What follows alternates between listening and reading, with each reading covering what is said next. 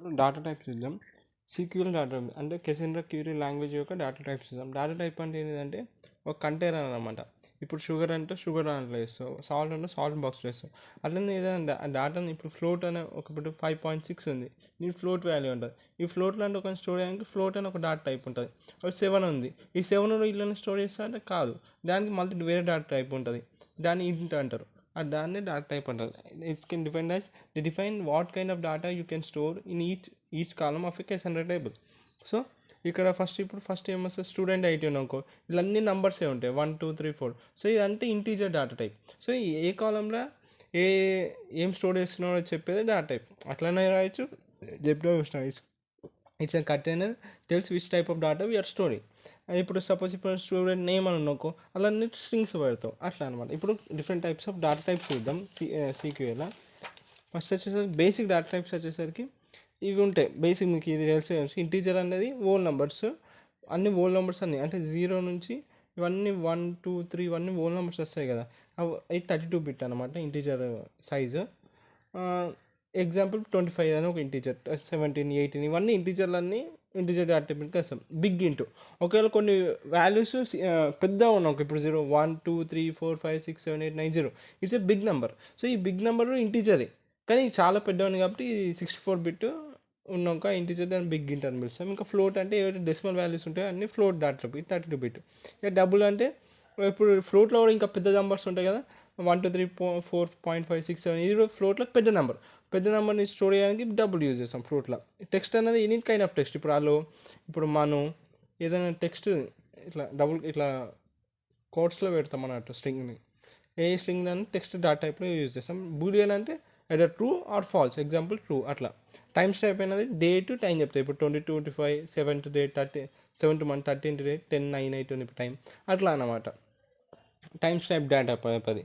ఇక యూఐడి ఇది ఒక యూనిక్ ఐడి అనమాట. యూనిక్ ఐడి అనేది ఇప్పుడు 550 ఇట్లా వస్తుంది, ఇది యూనిక్ ఐడి. ఇవన్నీ బేసిక్ డేటా టైప్స్ అనమాట. Int big int float double text boolean times type ఇవి బేసిక్. ఇంకా కలెక్షన్ డేటా టైప్స్ ఉంటాయి. కలెక్షన్ టైప్స్ అంటే ఇలా 3 వస్తాయి, లిస్ట్ సెట్ మ్యాప్. ఇది మీకు తెలుసు, లిస్ట్ అంటే ఇది ఆర్డర్డ్ లిస్ట్ ఉంటాయి, ఇలా రిపీటెడ్ వాల్యూస్ ఉండొచ్చు. ఇప్పుడు చూడండి, మ్యాథ్స్ పెట్టినాం, సైన్స్ పెట్టినాం, మళ్ళీ మ్యాథ్స్ అనేది రావచ్చు, ఇట్లా రిపీటెడ్ వాల్యూస్ రావచ్చు, కానీ ఆర్డర్ లిస్ట్ ఉండాలి. వేరే సెట్ అనేది ఇది ఒక అన్ఆర్డర్ లిస్ట్, ఎట్లనే ఉండొచ్చు. సిఈ వచ్చి జావా వచ్చి మళ్ళీ సిఈ కానీ మళ్ళీ జావా కానీ రావద్దు, ఇలా డూప్లికేట్స్ ఉండవు సెట్లో. లిస్ట్లో డూప్లికేట్స్ ఉంటాయి. ఇక మ్యాప్ అనేది కీ వాల్యూ పేరు పరంగా ఉంటుంది. ఇప్పుడు మ్యాథ్స్ అని పెట్టినాం, ఇది ఒక కీ, దాని వాల్యూ ఎంత 90 మార్క్స్. అట్లా ఇంగ్లీష్ అనేది ఒక కీ, ఆడికి 85 మార్క్స్ వచ్చినాయి. సో కీ వాల్యూ పేర్లు ఉండేది మ్యాప్ అన్నమాట. నెక్స్ట్ స్పెషల్ టైప్స్ ఉంటాయి. స్పెషల్ టైప్స్ 2, ట్యూపుల్ ఇంకోటి ఫ్రోజన్. ట్యూపుల్ అని పెట్టేసి టెక్స్ట్ కామా ఇంట్ అని పెడతాం. ఈ fixed small group of values అంటే స్మాల్ గ్రూప్ ఆఫ్ వాల్యూస్ మనం ఫిక్స్డ్ ట్యూపుల్ యూజ్ చేస్తాం. ఇప్పుడు రాము ఆడ ఏజ్ 22 అట్లా పెట్టినాం అనమాట. ఇక ఫ్రోజన్ అనేది ఫ్రోజ్ నిస్టెడ్ డేటా అనమాట, like UDT needed when using collection inside collection లోపల ఇంకో కలెక్షన్ యూజ్ చేస్తే అప్పుడు ఫ్రోజన్ మనకు వస్తుంది. ఒక ఎగ్జాంపుల్ చూద్దాం.